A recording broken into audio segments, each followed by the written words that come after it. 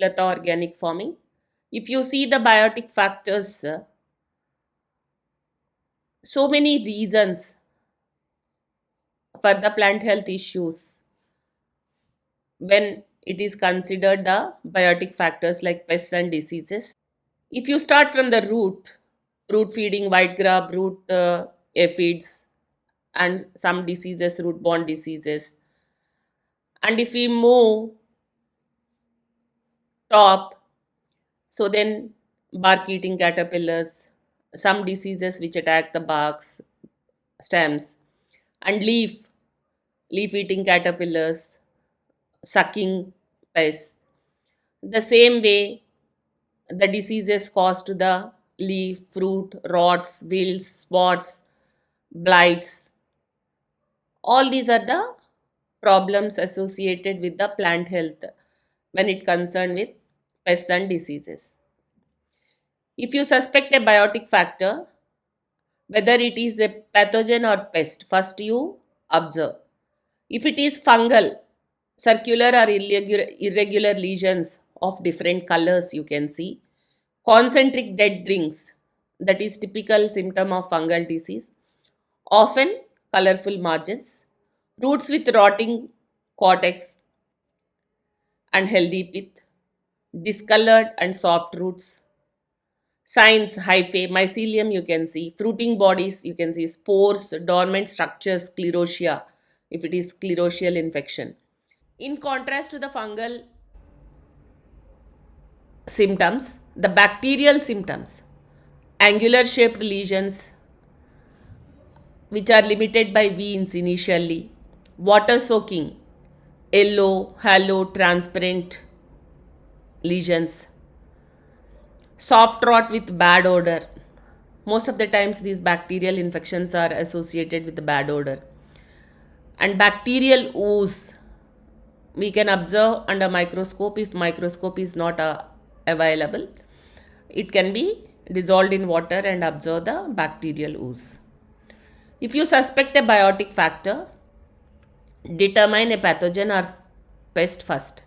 So we have seen fungal infection symptoms, bacterial infection symptoms, and now if it is a viral or phytoplasmas, viroids, chlorotic rings or mosaic or mottling pattern that can be observed, venal yellowing or internal yellowing or vein banding, stunting, distortion of the leaves tissues, usually no necrosis, dead tissue or plant death, because virus is an obligate pathogen. It is an obligate pathogen. Virus intention is not to kill the plant. Witch's broom symptoms. These symptoms you can see. If you suspect a biotic factor, we have seen fungal infection symptoms, bacterial infection symptoms, and viral infection symptoms. Then coming to the nematodes. If it is a foliar nematode, so it is limited between major veins. Wedge-shaped lesions we can see. And either if it is a foliar nematode or root knot nematode, yellowing of leaves, symptoms in patches, stunting, moisture and nutrient stress symptoms appear even if you provide irrigation and nutrition, the plant won't recover and show the healthiness. So that is the typical symptom of the nematode problem. After irrigation, the plant will not recover. After giving nutrition also, it will not recover from the nutrient deficiencies because nematodes are continuously sucking nutrition from the plants. Roots swollen or distorted, localized root lesions. The signs which it expresses are stylet bearing nematodes, microscopic. We can observe under microscope because these plant parasitic nematodes are having stylets. Saprophytic nematodes are not having the stylets. And root galls also is symptom which expresses in case of root knot nematode. If the damage is due to insects and mites, feeding habits, insects could be a chewing type which causes notches, holes, skeletonization.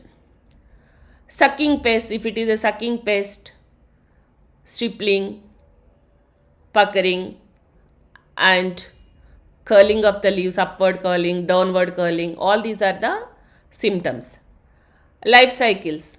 If it is hemimetabolism, incomplete metamorphosis, mostly adults damaging.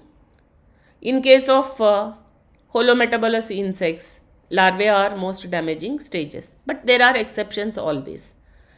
Signs, you can see the insect, frost, eggs, webs, cocoons, caskins, all the symptoms you can observe if it is the damage by insects or mites.